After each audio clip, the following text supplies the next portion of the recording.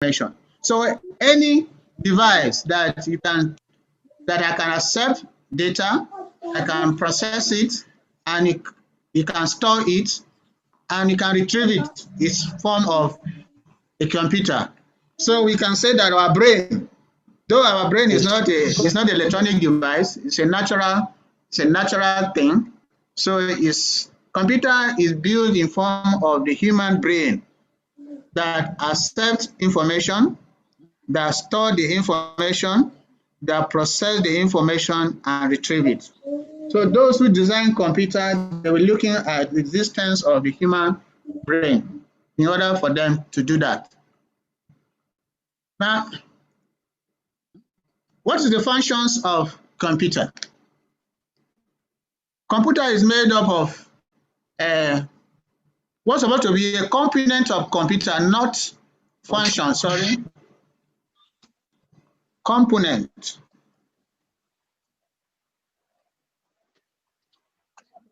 Component of computer. All right. Computer is made up of three components: the input unit, the central processing unit, and the output unit. Now, the input device or the input units, those are the devices that you use to feed in information into the computer. If you don't feed the information into the computer will not work, will not do anything. So you must have a device that you key in the information into the computer. What are those devices? One, the keyboard. You have a keyboard that has something like a typewriter. So we know we have our typewriter. All the information in the form of this are there. If you are using computer, there you see the keyboard. That's one. We have a point device. Like I'm using a mouse here. I'm using a mouse here. Mouse is one of the input device. One of the input device that you can feed information into the. If you don't want to use your hand to touch the keyboard, you can use the mouse to do that.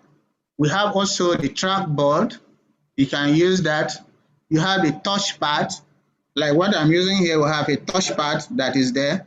You can also use this. It's done in some of most laptop. You have a touchpad in it there. We even have a light pen. Like one of the computer I have, it has a light pen that you can use it to punch the computer, use it to draw anything on it. Those are some of the input devices. We have what you call personal digital assistants. Personal digital assistant is also a device that you can use. It uses in field work. You go to the field work, you use it to capture most of the data that you need. We also have voice inputs, like your Bluetooth. Sometimes you have a computer on the voice, you don't want to type anything, you talk. The computer will recognize the voice and read the word and type it inside your computer there. Even your phone has such a device that can do that. Zendive, you want to also send information, Bluetooth, you use it to send information, send pictures, send several things to your computer. It does that. That is some of the input device. You want to take pictures, you went to the field to collect data for your field work. Or let's say you snap pictures, you can send it through your Zendive to your phone or send it to another person in it. Mobile phone, good. Our mobile phone is also a very useful data input device. You can use your information in here in your phone. You can use it to send information to the computer. You can form of text messages, SMS, instant messages, pictures, all can use the mobile phones to do that. Digital camera, very important. Most of us in the field work, we use the digital camera to snap and transfer the information to our computer, merge it with our report, and it becomes useful and make meanings to our readers or to users of our evaluation report. So A digital camera, very important. It's one of the input devices that we can feed information into the computer. Video input, webcams. If you see most computer now have webcam, it has a webcam. Personal computer video cameras. Apart from the webcam, there are also video camera inside most computers. Sometimes some computer can have a chips. Somebody can have a chip in form of a computer in his set, and you can use it to transfer information. Scanner. Yes, in most offices you have scanner. You want to scan information, data, paper, maps, drawings, all. You can use scanner to send information into it. They are also reading devices. They are reading devices again. Like what those people use, those the blind people, what they use to transfer paper and text messages, books into their reading beads that they can use to read. So those are reading devices. We have radar too. It's also radio frequencies. Like what most telecommunication company uses to find out where they are going to put their telephone marks in one location from another locations and whatever. They use that to track where they have the radio frequencies that the sound or the waves of the marks can receive it conveniently for the people, can redistribute it. Is also an information device.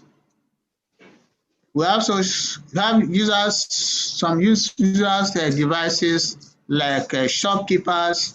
Most shopkeepers, they have something that they can use to key in informations. Even have like we also biometric too. Like most things now biometric, you go to the bank, you say put your biometric, pick your fingerprint, and you capture all the information there. You don't even need to do anything again. If you just go press your hands on the device, most of those devices it will open any information for you. Even your phone has biometric.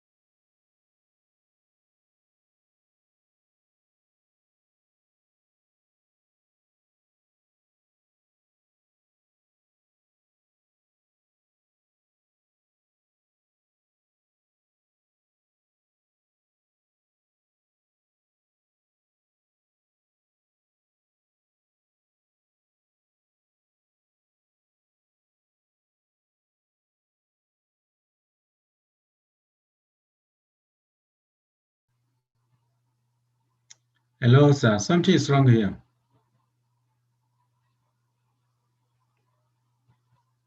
Hello.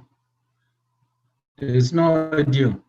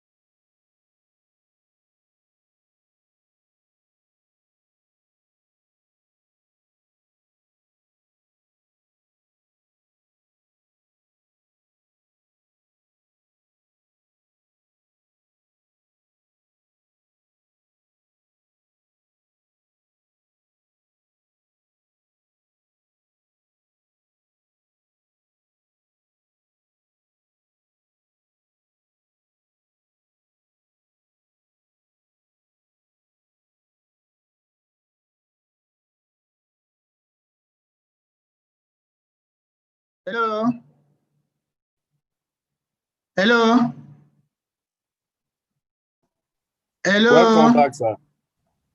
Doctor, you're welcome. Thank you. Sorry, my computer has some problems, and I have resolved it. I miss you, Abby. All right. Can we continue? Yes, you can continue. Okay, thank you very much. No problem, but I'll send it to Thank you very much.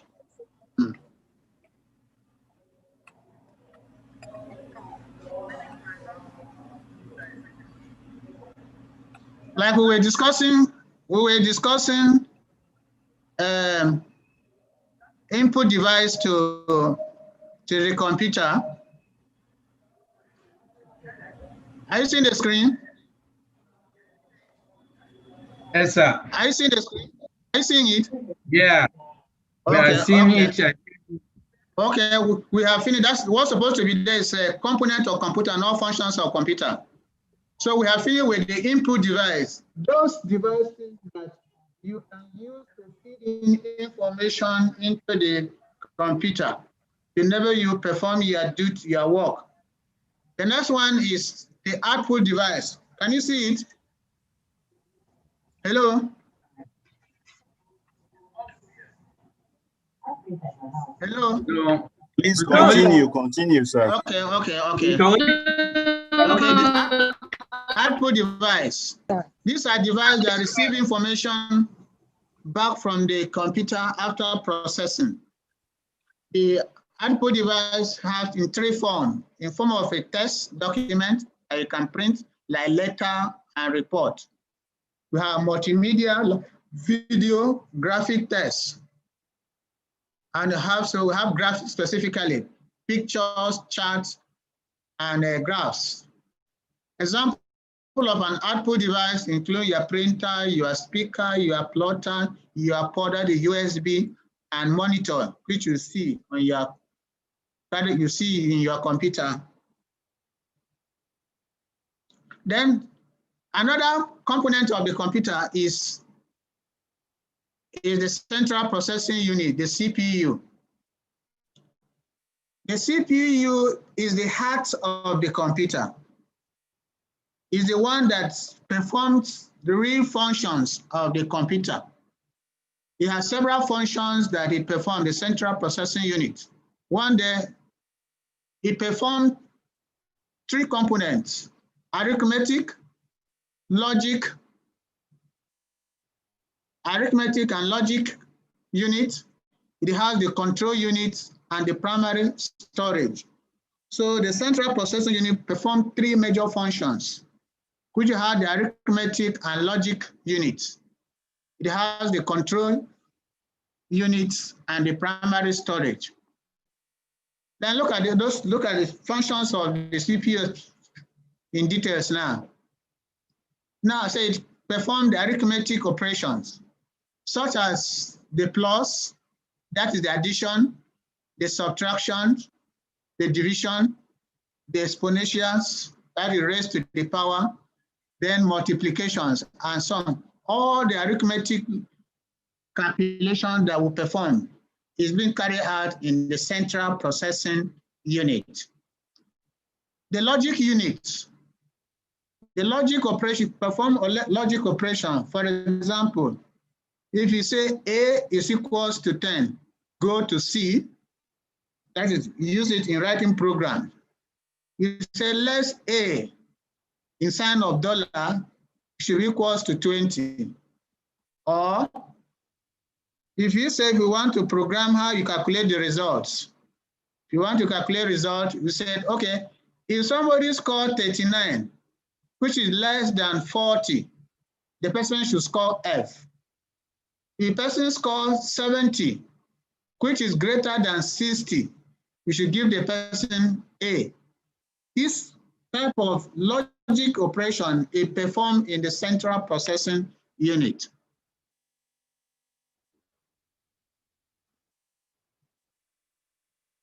I said you also process the input and output operations. All the information you key in from the input unit, it turn it into useful, turn it into the output operations.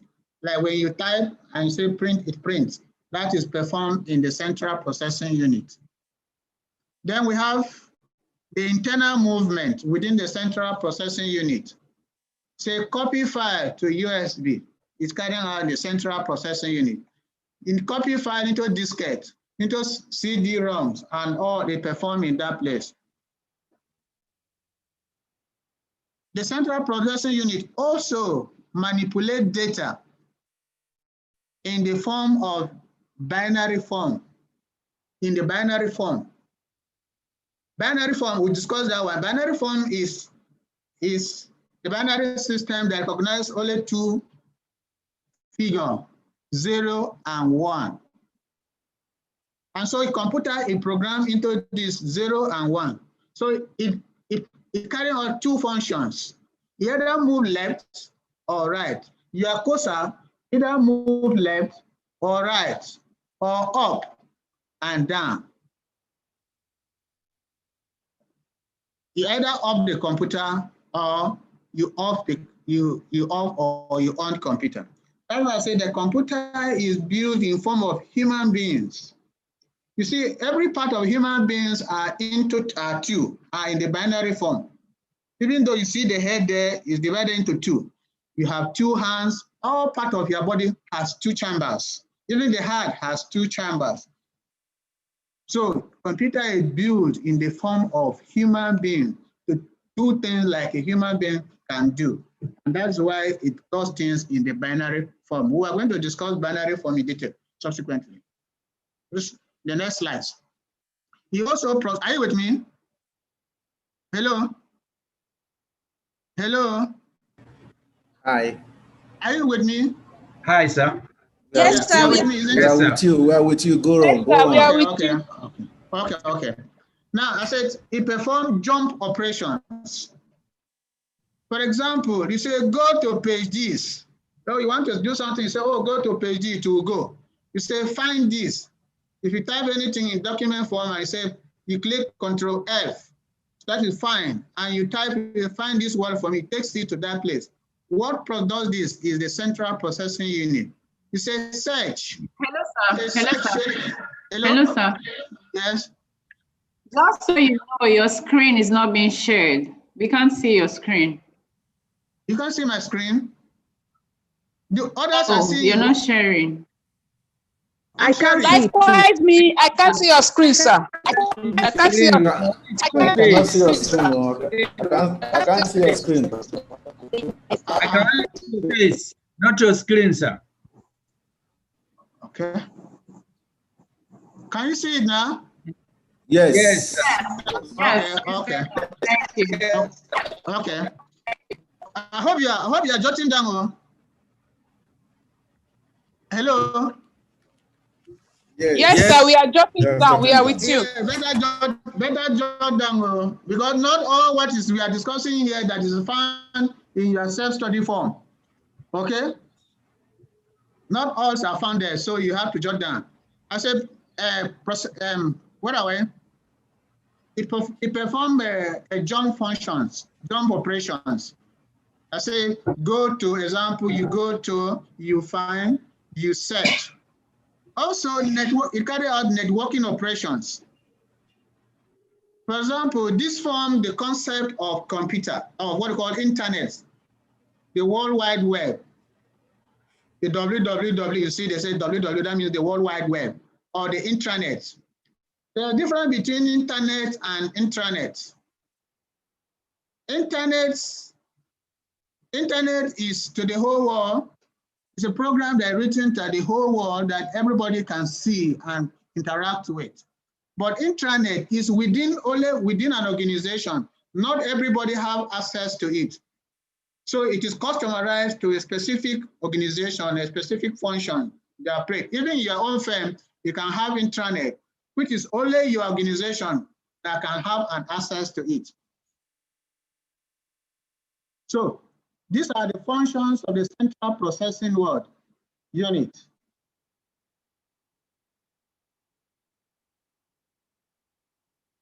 Now we have computer softwares. We have computer softwares. Computer software is a program written in a computer language or in a language that the computer understands. It's not every language that the computer understands, so you must transform their program or anything you want to do in a form that the computer will understand. And that language that you do is called program. And so it is in the form of a software. It is not physical, you don't see it, you don't touch it. That is the mystery behind the computer. Without the software, the computer cannot function. This is your computer now, all you see there are hardwares. But the engine of it, you don't see it. That means the soul and the spirit that is in the computer is in what? It's in the software. Okay? Our physical body is the hardwares, while the soul and the spirit is the what? Is in the computer software. So there are several types of computer software. two major types of computer software. We have the system software and the application software. The system software is the component of this computer that's responsible for the coordination and management of activities of the computer, sharing of the resources of the computer. This includes utility program. It performs the task of maintaining the hardware, the data of the computer. Example, the antivirus, the memory movement, the disk management, the backup, the data recovery, data compressions, and file management. You say, oh, let's compress this data into small form. Like we use their PDF, possible data formats, what they call PDF. Have you heard about PDF? They convert it to PDF. So one of the system software I say is a utility program. I say perform the tasks of maintaining the hardware or the data of the computer. Good examples are antivirus.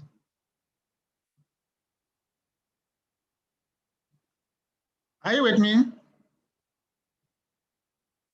Are you with me? Okay. Operating systems.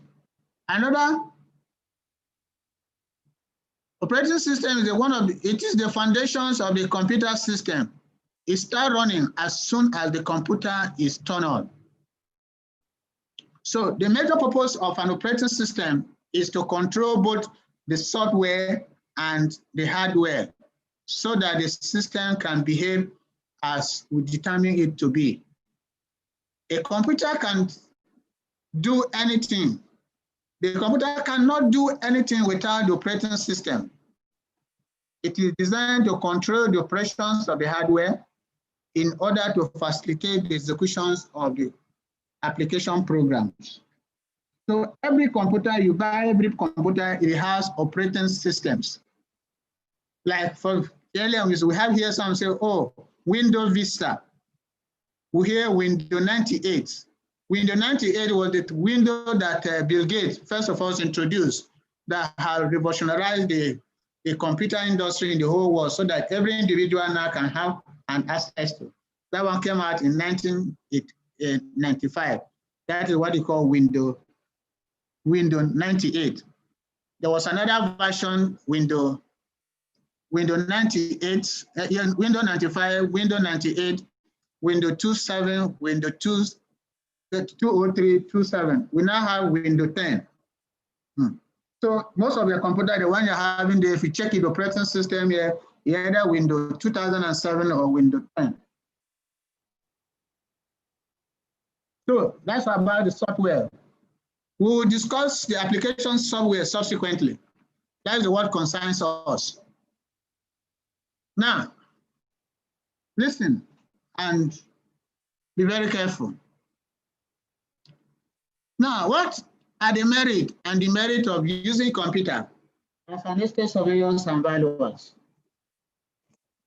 Using computer, does it have any merits to us? Does it have any advantages to us? Does it have disadvantages to us as practitioners, estate surveyors and valuers? Does it have?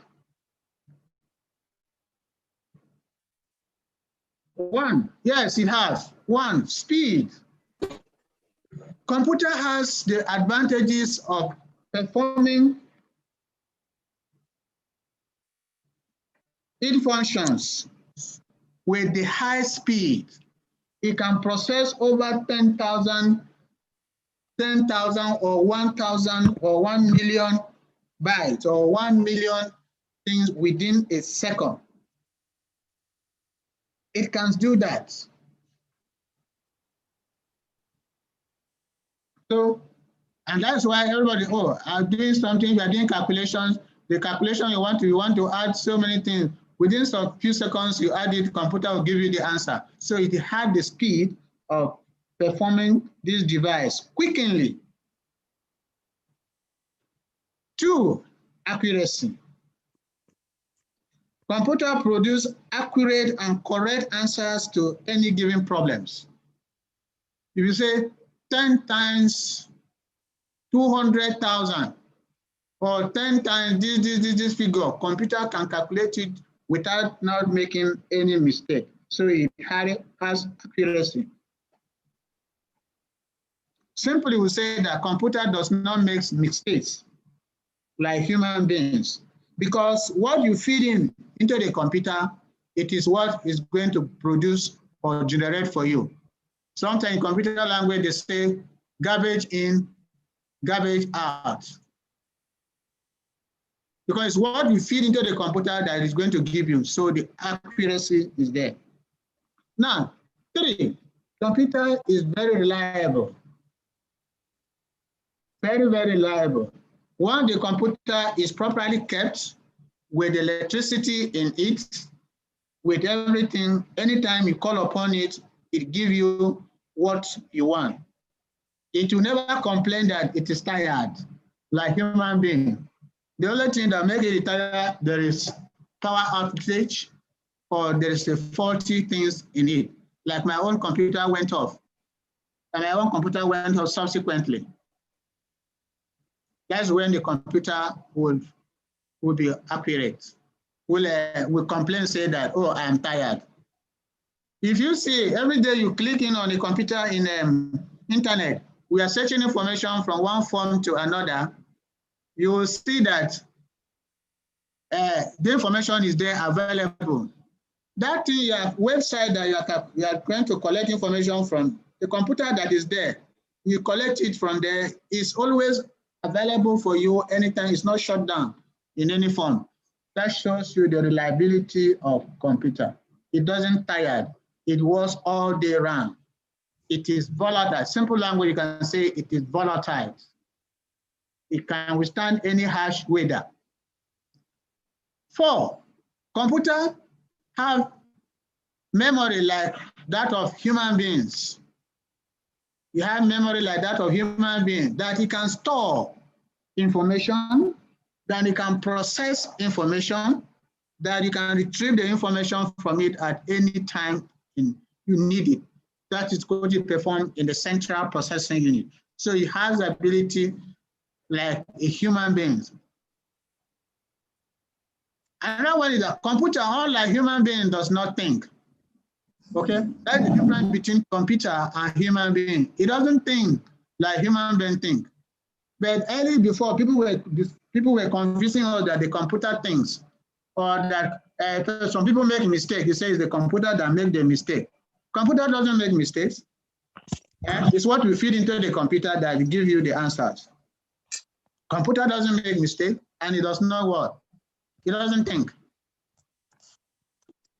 Another advantages of computer is that computer can store large amount of records or data in a very small space. In a very small space. The whole file in your room, the whole file in an office, it can be converted into the digital form and stored in a one small CD. And you will see a book that is as big as anything, you can convert it into a small form. So computer can store large amount of record or data in a very small space. That's a great advantage of it. Another advantages of computer is that you can retrieve all the information that is stored in it. Anytime you need an information from the computer, you click it, you get it back. You go to your file, you open it, you see the information that is there. So you have the ability of retrieving of stored information or data as quickly as possible and as fast as anything. The advantages of computer is that it is consistent. There is consistency in computer. Even the same amount of input, and process it, a computer will produce the same result consistently. It does not change. Unlike human beings, if you write a letter now, you give example, if you write a letter to your friend or to your wife or your husband, later, come back in the next 1 hour, try to rewrite that letter as you wrote before. You cannot write exact things that it is. Have you observed that before? Huh? So there is consistency. So any information that you store in the computer, you continue to collect it, the same data, but without anything changing on it. Lastly, communication. Computer has ability of communicating. From one computer to another computer. Today we are using internet. The internet is because one computer can communicate with another computer in the wireless forms. Like we use our YouTube, we use our Zenda and others, they are wireless. Okay, even printer now we can print where they are wireless printers that you can communicate with from one computer to another computer. So computer has the advantages of communicating between one computer to another and between persons to another persons. These are some of the advantages of computer in our today's world. We use this in our practice. It enhances the practice of estate surveying and valuations. Are you with me? Gentlemen. Hello? Yes, I'm with you. We are with you. Let me know that I am communicating with you. Are you following the lectures? Huh? Yeah. Any questions, any comments? Okay. Yeah, despite the fact that computer has advantages. Despite the fact that computer has advantages, it has some disadvantages. One of the disadvantages of computer is that there is a violation of privacy. Nearly every live event is stored in computer somewhere. Either your medical record, either your credit report or credit card, or your bank records, your tax record, all are stored in computer. Somebody can easily have access to those your record. So anything you do, any transaction you do into a computer or through the internet, it is not safe. Okay? It is not safe.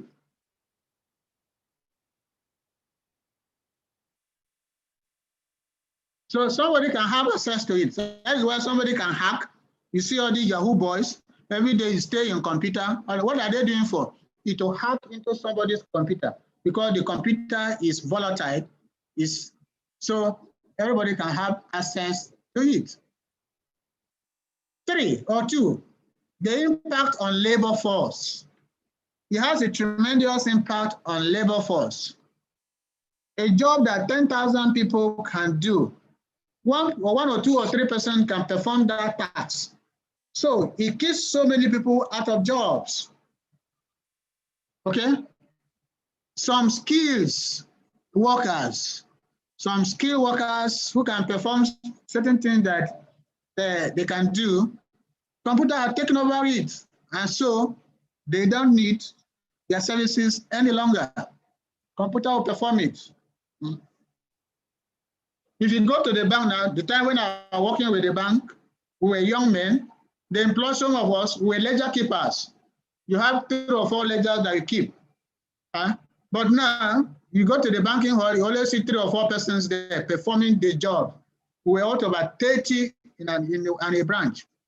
But now, there is no branch that can afford to get out about 30 workers.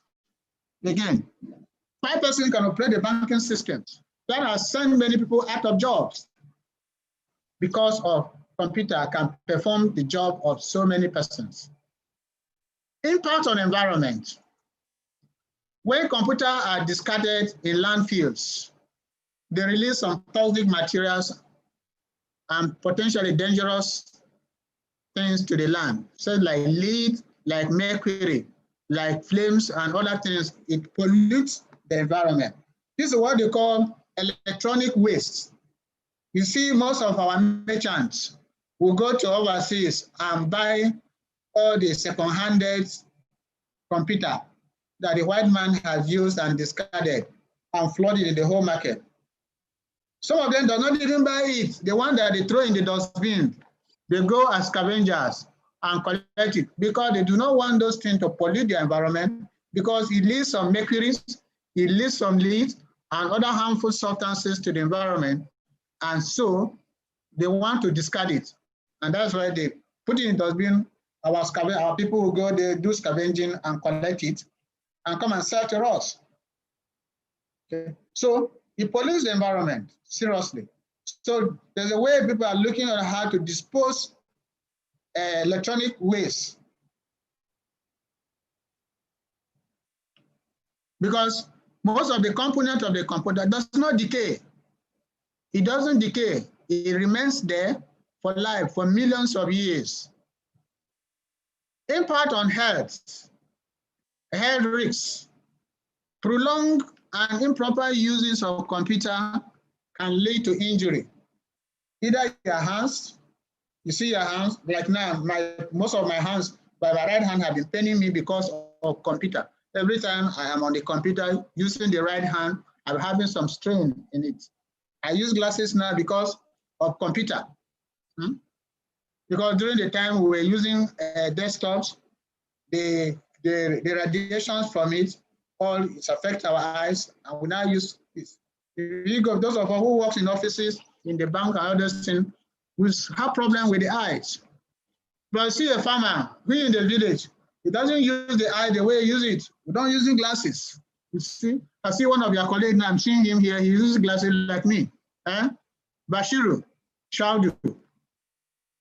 Bashiru Shaudu. Are you hearing me? Bashiru Said, yeah, I'm hearing you, sir. Yeah, yes, so I'm why are you hearing using glasses? Because of computer. We can hear you, sir. Just go ahead, sir. Okay. First, because of computer usage. Another disadvantage of computer is cost. If you want to use computer, you must spend some money. You buy it, and when it spoils, you take somebody to repair. And you are using internet, you must be recharging it and pay some amount of money to people. So it has increased the cost. It hereby reduces your disposable income. The money that is supposed to use to feed your family, you reduce it to maintain computer. So it's one of the disadvantages of computer. So gentlemen, this is the overview of computer. Any question? Any question?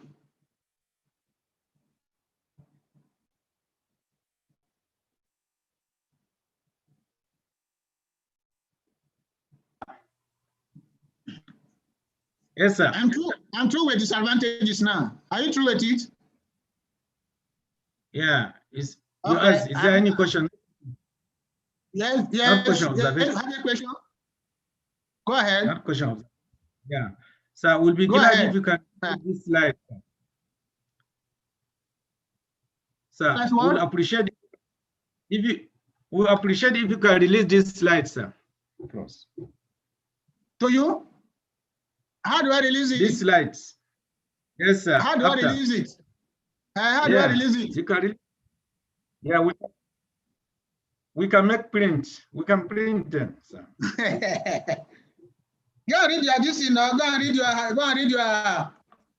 your manual. We have go and read your PowerPoint. Go and read the PowerPoint. After summarizing them, sir. After this, go there and read the PowerPoint. Make your note. Okay, we are going to another topic now. Okay, sir. We are going to the next topic. Okay. Thank you, Data sir. and information.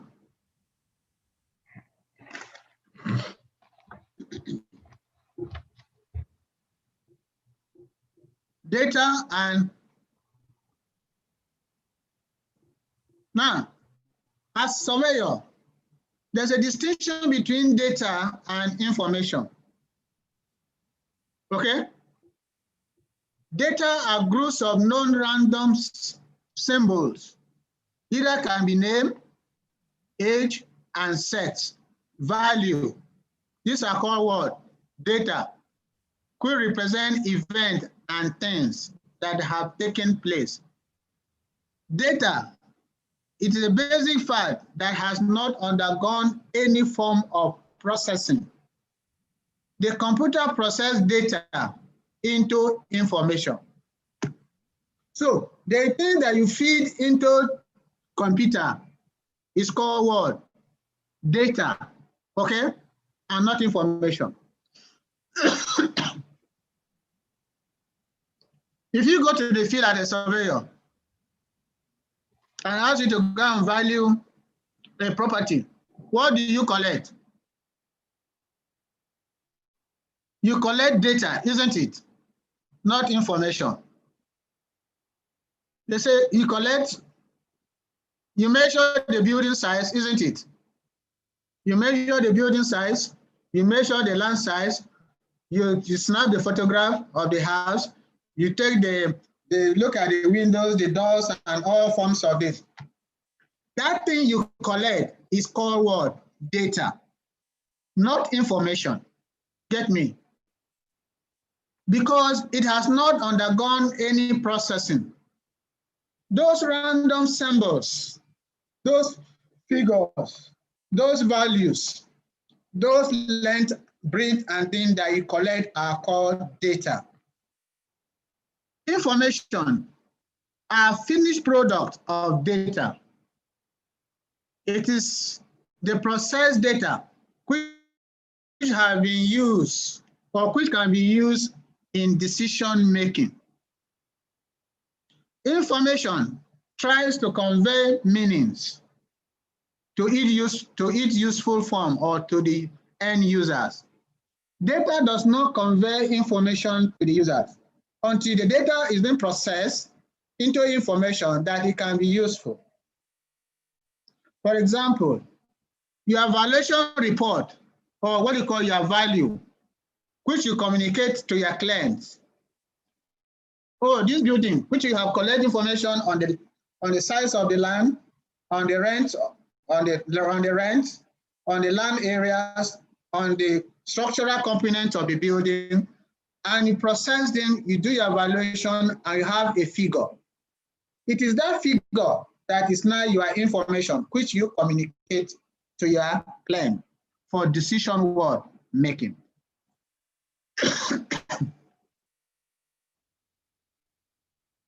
Does it make sense to you? Information can be classified based on its level, based on the nature, based on the time, based on frequency, in the form, either in written form or in the oral form.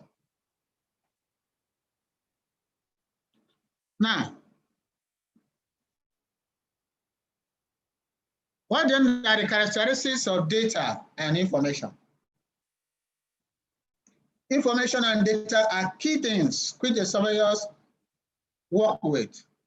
He collects the data, he processes the data, and he gets what? Information. So this thing, how will you identify the characteristics that you know that these are the true good information or good what? Data. Now, the main characteristics are one, it must be timely. The data or the information must be timely.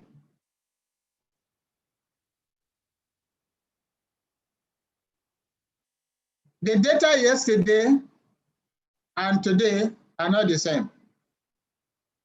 If you collect data on valuation, let me say rent, the rent last year and the rent today are not the same. So if you are doing evaluation for this year, you are expected that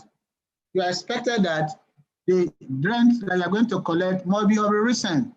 That is timely what? Data on rent. It must be accurate.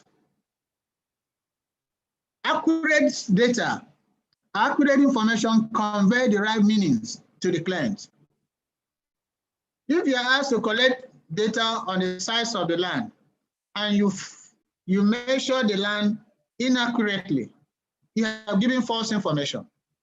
You are giving false information and you may not convey the real thing. So you must be accurate in the measurement that you have taken. You say, oh, a difference between a land value, a land that is 600 square meter and a land that is 590 square meter are not the same size of the land because they are not. Maybe you are measuring, Mr. A measured 600 square meter, you measure 695 square meter, it's not correct. So you must act to work towards what? Accuracy. 3, it must be clear and concise. The data and the information must be clear to your client. It must not be ambiguous. Okay? It must not be ambiguous. Like somebody was writing, he said he need a 2-day leave. He said, please permit me, whether you can give me 2 to 3 days leave. It's not accurate. Okay, it's not clear in how many days he needed. Either 2 days or 3 days, he doesn't know. So as a surveyor, you are communicating to your client in form of data or information. It must be clear, no ambiguity in it. The data and the information must be relevant. It must be relevant. Irrelevant data convey wrong information. Okay? If you collect wrong data, it convey wrong information to your client. So you cross-check your data so that it must be what? Clear. Now, lastly, is that your data must be brief and concise. The data must be what? Brief and concise. Lengthy information, lengthy data, the tendency that is going to give you wrong interpretations. It give you wrong interpretations. Okay? Wrong interpretations. So you should have the ability to have your data in a concise form that your client can easily what? Understand. Hello, sir. What about reliable? Reliable. Yes. It must be reliable and usefulness. Yes. What about reliability? Relevant. It's the same thing as reliable. What about usefulness? Okay. It must be such useful and yes. Must be data collected. Must be clear. Yes. Okay. And reliable. Okay. Dependable. Meticulous. Go ahead. Okay, add as many as you can think. Okay, sir. Okay? Thank you very much. Thank you.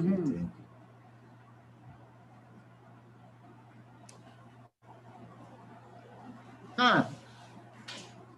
What is the role of data and information to an estate surveyors and valuers? What are the roles? Does it have any role to play in our daily practice?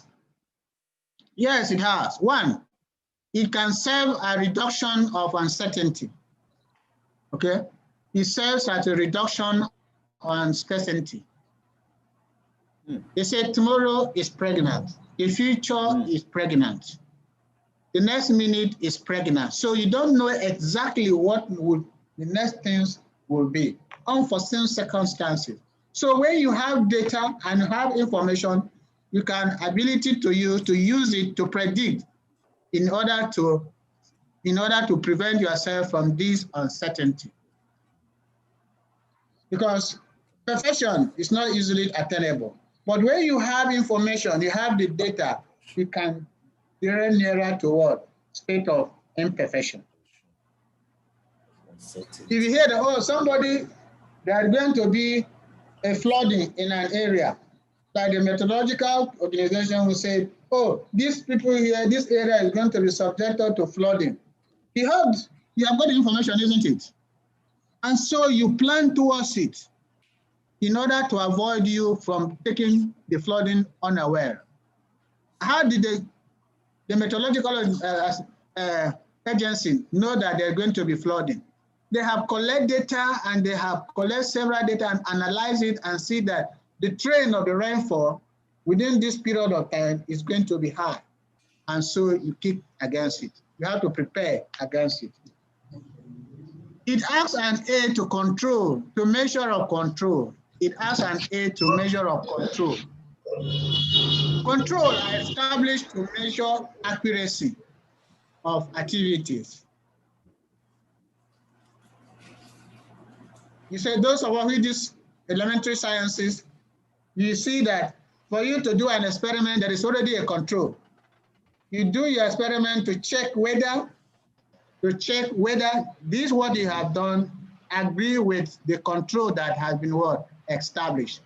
That control has been established is based on several data that people have collected, analyzed it, and kept, so that everything will work towards that. Example, surveyors, our valuation guidelines and international valuation standard are good examples of control. They say before you carry out this valuation, this is the procedures that you are going to adapt in order to enable you carrying out the valuations. If everybody followed that procedures, follow that guidelines, the chances of having inaccurate valuation is very slim. 3, it is a means of communication. Information and data is a means of communication. With the aid of a computer, communication from one person to another can become easy with available word information. Now, me and you are communicating now because of the availability of what? Information. I'm sharing the screen with you, the summary of this lecture with you. You are seeing it. That is a form of what? Communication. Now, it can act as a memory supplement by referring to history. Act as a memory supplement by referring to history. Many information stored in computer can easily be retrieved for another use and for predicting the future. Now, somebody asking me I should share this screen with few people. So what is he going to use it for? Is to use it for as a retrieval of information. Last time I had a lecture, my first lectures in computer science, in information technology, it was so I can go back and make references to it. That is what? Act as a memory supplement. My teacher used to tell us that as he's teaching, please write down whether what you are writing, whether he's doing the right thing or not. Write down, don't trust your head, don't trust your brain. You refer back to what you have jotted down in subsequent revisions. So, information acts as a memory word supplement. So, it has an aid to simplification by reducing problems and enhancing understanding by the user. For example, statistics, statistical analysis and interpretations. You collect all the data. It doesn't make meanings until you analyze it, until you explain it. You group them. If it is a mean, you put into a mean and get the average, and you now interpret the average. Okay, you interpret the average, and you now see. Lastly, specifically, data provide the ingredient for management. Data provides the ingredient for management and valuation. Without correct data on property to be valued, the valuation of the property may not be what? Accurate. May not be accurate. All right, later. So we call it down later or tomorrow. Now, those are the rules of data and information in the real estate practice. Just send an SMS. Now, gentlemen, are you with me? Hello? Yes, we are with you, sir. Student, are you with me? all right. Yes, we are with you. Hello? Okay. Okay. That's a serious matter. Now, we now discuss bytes and bits and bytes.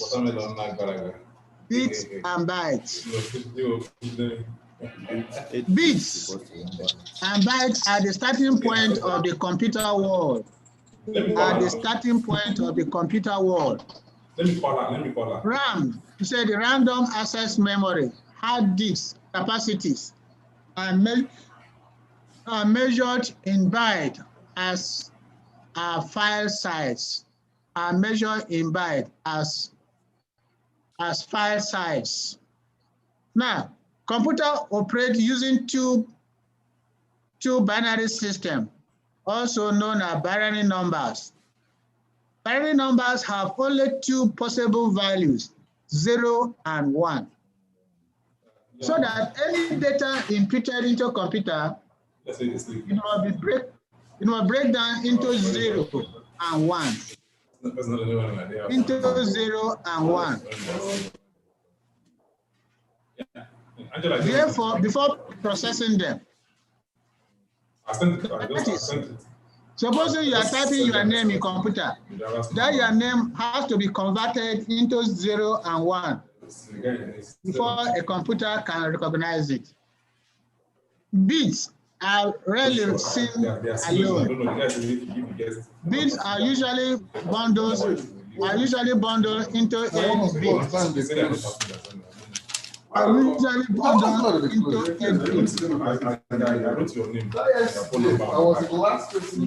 Let me copy this one. Let me copy this one. Let me apply this one. Are you with me? Yes. Are you with me? Yes, we are with you. Yes. I said bits. Bits are rarely seen alone.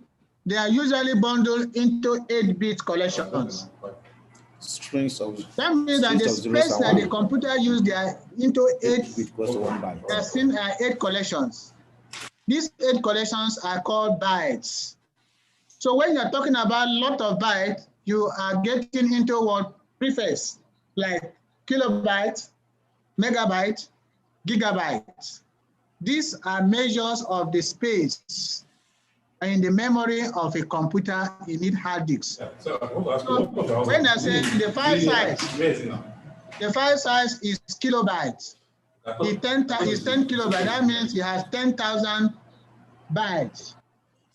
You say, oh, this file size is megabytes. That means that the space that the computer can store is 1,000,000 megabytes. Here is the 10 megabytes, you say 10 million megabytes. Gigabytes, it measures in billions. Then terabytes. Terabyte is measured in trillions. Is measured in trillions. So if you say this computer has 2 gigabyte hard drive, it means that the computer can store up to 2 million bytes. And these bytes are 8 bits. Okay? Bytes are what? 8 million bits. So this is generally an overview of the computer. So gentlemen, yes, comments. This is our end of our lecture for today. So comment, rest.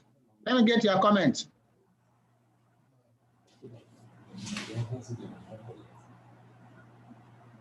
Yes. Comments, questions.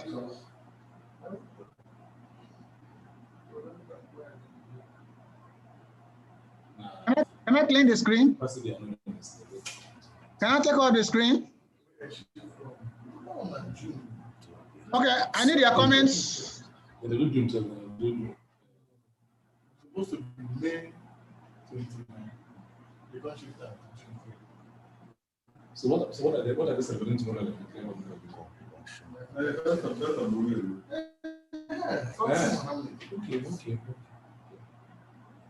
Okay. Yeah, somebody, those who are speaking on the ground, those who are speaking should start speaking so that you can hear other comments. Somebody is speaking on the ground. Yeah, these people here, people are speaking on the ground. Abdul, yes. Mahmoud. Yes, your question, please. Fola Shadeolu. Any question? Hello, sir. Yes, yes. Is there? Hello, sir. Can you hear me? Yeah, go ahead. Go ahead. Okay. When a data is being entered into a computer in the form of a number, how does it convert it to strings of zeros and ones? Now, you did in elementary school. Your elementary school, you did binary number, isn't it? Yes, sir. Yes, he convert it into that binary number. If you know how to do that mathematics now, he convert it into that. All figures, all whether letter, word, picture, and everything is converted into that binary number. But let's want us to go and teach you binary number, which we did in class 2, secondary school. That is not my question. That's not my question is what language? What language? Yeah, it depends on the language. It depends on the programming language. It depends on the programming language that anybody is using. We are not discussing programming language. We are not discussing programming language. There's somebody who could go and learn how to do the programming language is there. The people who develop the Microsoft Word, okay, they have used that word. They have used the binary number to write all the words you think of into that 0 and 1. And that's why if you want to use, you pay heavily to use the Microsoft Word. Even Excel. Thank you, sir. I want to. Yes. Thank you, sir. Yes. I want to ask another question. Yes. Yeah? Yes. I want to ask another one. We talk about the class of computer. The type that we are discussing now is on which class? Is it on the one that depends on the speed, the memory capacity? Like, for example, now if you want to do survey job, we use GPS. We use GPS. Is it really actually part of this class of computer? That's my question. GPS is an electronic device. Yes. It's electronic. It's one form of electronic device. You can store information. You can retrieve information from it. So it's an electronic device. Okay, I'm asking which class of computer is it, or can we group it? No, that is not a class of computer. We are not discussing class of computer. All right. We are not discussing class of computer. Hybrid computer, is that what you want to hear? No, we are not classifying those now. We are trying to see how computer can be useful in our practice. We are not discussing the real world or the intrigue behind computer. We are users, okay? We are users. So how do you use GPS? How do you use GPS to solve your problem? That's what you're supposed to have asked as a valuer. That's the type of question you're supposed to ask. How do you link GPS? How do you link GPS to the computer? That's the type of question you should ask. Okay, noted. We are going to discuss that in that GPS. We discuss that one in when we are going to discuss about GIS. Okay, sir. Yes. Anybody other questions? Madam, do you want to ask a question?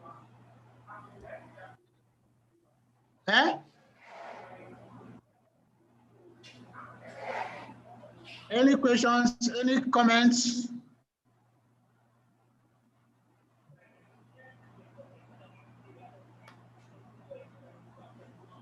You can write your chat. If you can write your chat.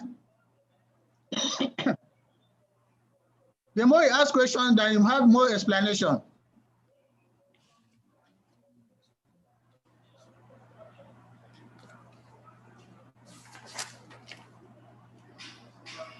Oyetunji, are you asking question? Yeah. Yes. Absolutely. Okay, go ahead. Yes.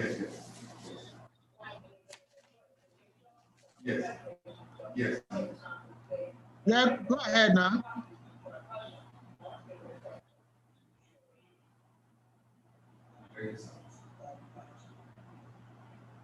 Any of your questions?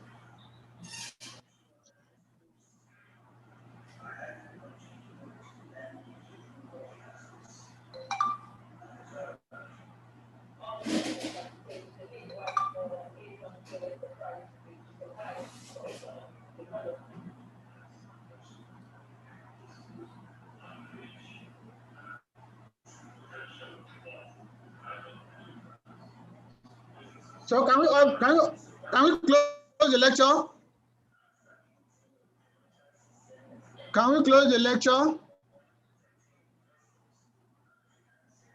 Somebody We can was close the asking. lecture, Somebody.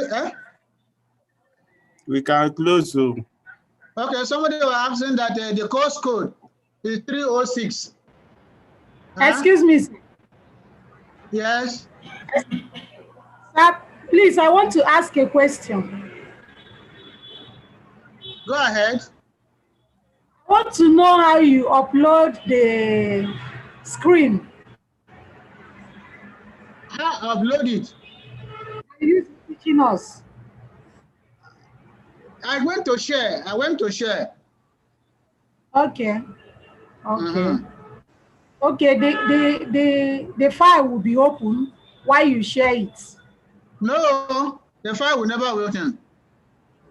I'm not sharing the slides. I'm not sharing the slides. Go and read your manual. Okay. So it's about to jot down as we are. It's about to jot down as we are discussing. No, what I'm trying to ask is, Excuse me, sir. How you share the slide while teaching so that another person can use it, do it on his own while teaching. Okay, it's ready to share screen. Okay, if I go to share screen, yes. My question is, if the file that you are sharing will be open, will it be open? Yeah, you be to be open. You open it first. Open it first. Okay. Thank you, sir. I'm grateful.